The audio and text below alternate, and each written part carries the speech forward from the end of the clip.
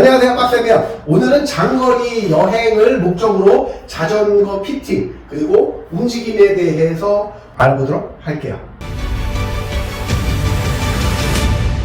지금 이제 자전거를 잘 타시고 싶다라는 것들이 여러 가지가 있다면 그 중에서 난 좀 더 먼 거리를 편하게 가고 싶다.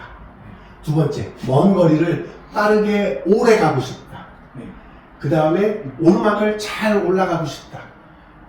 조금씩 용도가 다 다를 거예요.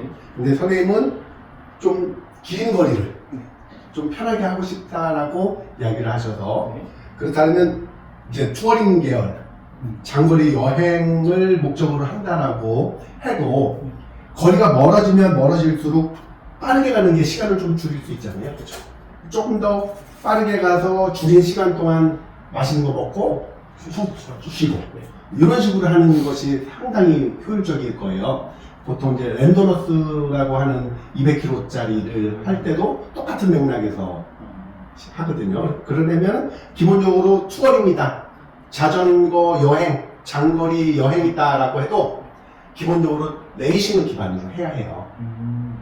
그렇다고 레이싱을 기반으로 하는데 100m 달리기처럼 하면 금방 힘 들고 지치고 오래 못 버티겠죠. 네, 맞습니다. 그러면 100m 달리기의 목적하고 마라톤의 목적하고 다르듯이 자세도 달라요.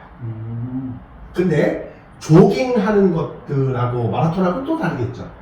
그래서 레이싱을 기반으로 해서 장거리를 뛸 수 있도록 좀 개선되어 있다라고 보는 것이 마라톤 자세라고 본다면 선생님은 레이싱을 기반으로 한 좀 투어링의 계열로 자세를 교정하시는 게 훨씬 유리하지 않을까요? 네. 자, 그렇다면 첫 번째 선생님이 갖고 계신 요 자세가 올바른지 한번 보면 상체, 팔, 요 자세를 그대로 두시고 자, 오른손 놔보시고 요 상태에서 왼손도 놓을 거예요. 요 자세 그대로. 자, 요 상태로 30분만 버텨볼까요? 가능할지? 그쵸? 안 가능하겠죠. 근데 저희가 자전거 탈 때 뭐 10시간씩 이렇게 타야 되잖아요.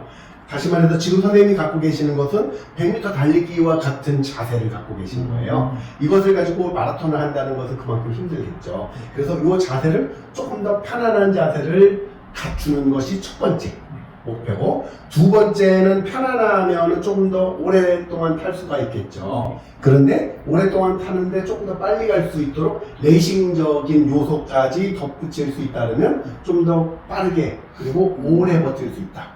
빠르게는 레이싱 같은 무브먼트가 있으면 좋겠고, 오래 버티려고 하시면은 투어링과 같은 편한 포지션을 맞추는 것이 중요하겠죠.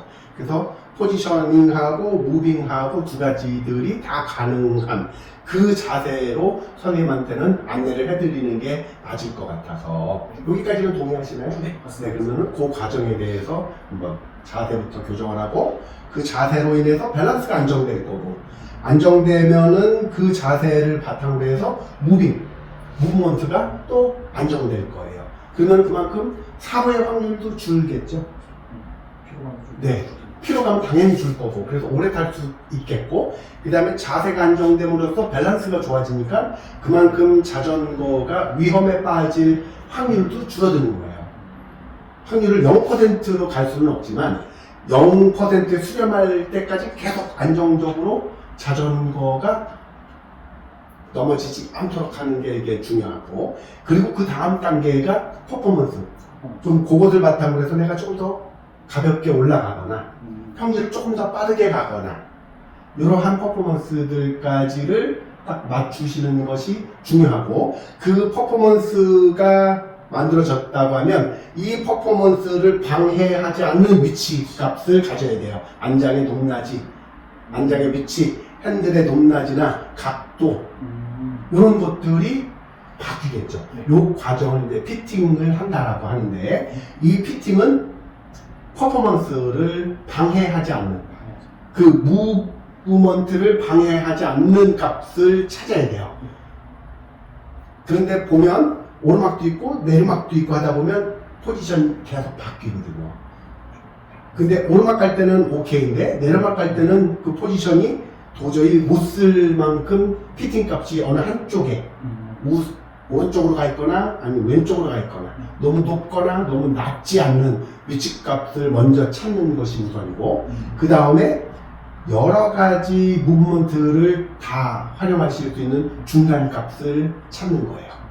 그리고 그 중간값을 얼마나 편안하게 유지할 수 있는지 그 다음에 그 편안한 그 자세는 어디서 나오는지를 이해를 하셔야 되는데 이 편안하다라는 것은 첫 번째로 우리가 평생 동안 살아온 그 중력 방향으로 있던 그 직립보행 걸음걸이에요. 그렇죠. 이것은 오랫동안 요 세반고리관 안에서 중력 방향과 요 세반고리관 안에 있는 센서가 정렬되어 있어서 몸이 편안함을 느끼면 중력 방향 세팅이 오케이. 근데 뭔가 좀 불편해. 어디 기대지 않으면 힘들어. 라고 하는 것은 중력 방향에서 벗어나 있는 거고. 요것이 계속 불편함을 느끼는 거죠.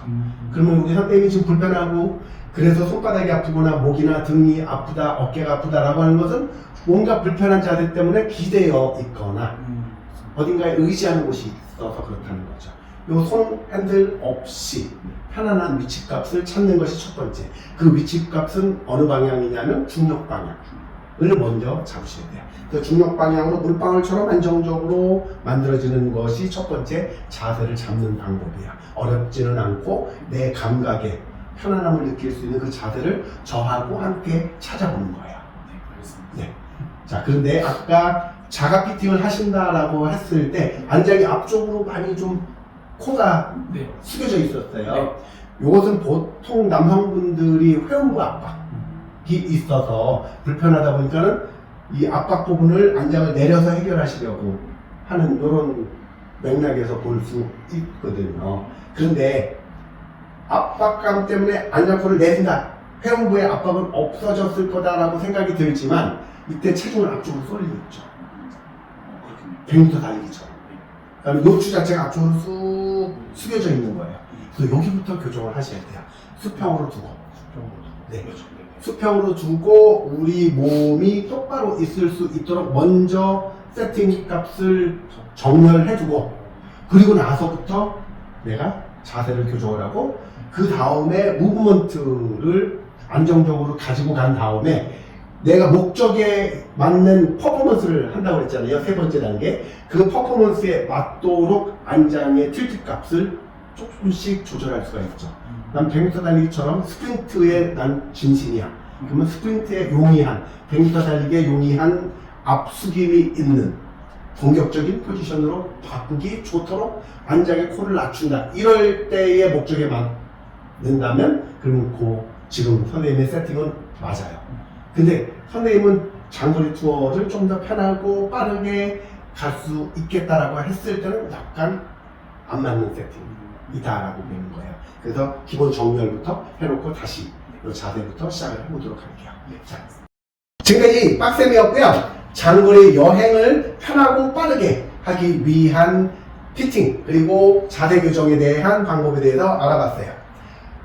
도움이 되셨다면 좋아요 부탁드리고 구독, 알람 설정까지 해주시면 빡셈의 최신 소식이 여러분들에게 제일 먼저 도달하게 될 거예요. 감사합니다.